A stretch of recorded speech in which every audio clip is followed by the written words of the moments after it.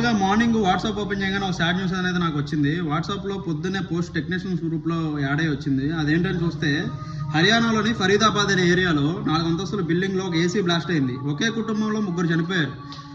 ఒక అతను వాళ్ళ అబ్బాయి తప్పించుకోగలిగాడు, కానీ ఆ బాధ కుటుంబంలో 3 చనిపోయిన తర్వాత తను అలా తట్టుకుంటాడు. పాపం అది తలుచుకుంటేనే చాలా బాధగా ఉంది.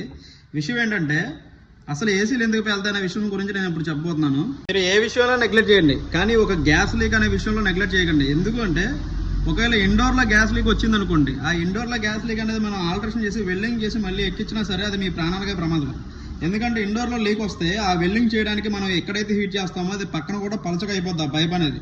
ఆ పైపు పలచగా అయిపోయి ఈ వెల్డింగ్ అనేది స్ట్రాంగ్గా ఉండదు, కానీ కొన్నాళ్ళకి ఏమవుతుందంటే అక్కడి నుంచి బరస్ట్ అయ్యే ప్రమాదం ఉంది. దాని గురించి ఇండోర్లో కానీ ఏసీ లీక్ వస్తే ఆ ఏసీని తీసుకెళ్లి పక్కన పడేయండి, కొత్త ఏసీ కొనుక్కోండి.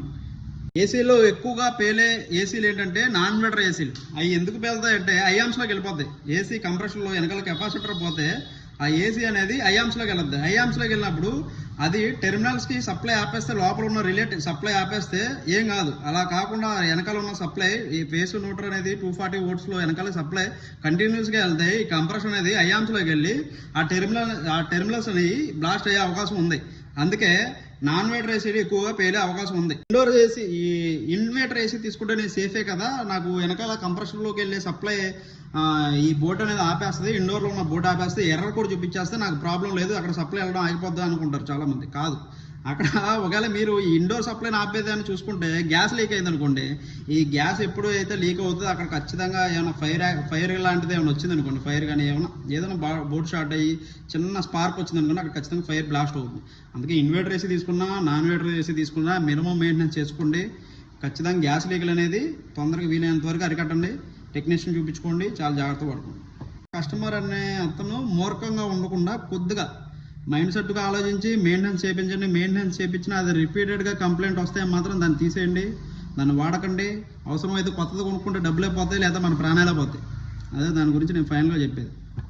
మెయిన్లీ ఒక విషయం చెప్పాలి. పాపం కస్టమర్ ఇప్పుడు నేనే ఒక కస్టమర్ని అనుకోండి, నేను ఒక రిఫ్రిజిరేటర్ కొన్నాను, మా అమ్మాయి ఒక రిఫ్రిజిరేటర్ కొన్నాడు. వాడది ఏం జరిగిందంటే 10 సంవత్సరాలు వచ్చింది అదే రిఫ్రిజిరేటర్. నా రిఫ్రిజిరేటర్ ఏమైందంటే సంవత్సరానికి ఏదో కంప్లైంట్ వచ్చింది, గ్యాస్ లీక్ అవ్వనండి లేకపోతే ఏ బోట్ పోవనండి, ఏదో ఒకటి జరిగింది. నా ఫ్రిడ్జ్ అనేది కంప్లైంట్ వచ్చింది. కస్టమర్ ఏం చెప్తాడంటే, అదిగో మా అన్నయ్య రిఫ్రిజిరేటర్ కొన్నాడు, 10 సంవత్సరాలు ఏం కాదా, ఇదే రిఫ్రిజిరేటర్ పలానా షాప్లో కొన్నా, షాప్ అని తిడతాడు తెగ. అసలు విషయం ఏంటంటే నీకు అది ఏదైనా జరగవచ్చు, షార్ట్ సర్క్యూట్ జరిగిపోవచ్చు, లేదా గ్యాస్ లీక్ అయిపోవచ్చు, లేదా ట్రాన్స్పోర్ట్లో నలిగిపోవచ్చు. ఈ విషయం నేను ఏం చెప్తున్నానంటే అది ఎలాగైనా ఆల్రెడీ అది డిఫెక్ట్ వచ్చింది, ఆల్రెడీ అది కంప్లైంట్ వచ్చింది, దానికి మనం ఏం చేయలేం. విషయం ఏంటంటే నువ్వు అదే కంప్లైంట్ని రిపీటెడ్గా చేయించావు అనుకో, అది నీకే ప్రాబ్లం. ఎప్పటికైనా సరే అది బ్లాస్ట్ అవుద్ది. మనం చూస్తూ ఉన్నాం, ప్రతి సంవత్సరం కూడా ఏదో బ్లాస్ట్ అవుతుంది. రిఫ్రిజిరేటర్లు కూడా చాలామంది కిచెన్లో పెడతారు, అలా పెట్టకూడదు అసలు ఎప్పుడు కూడా.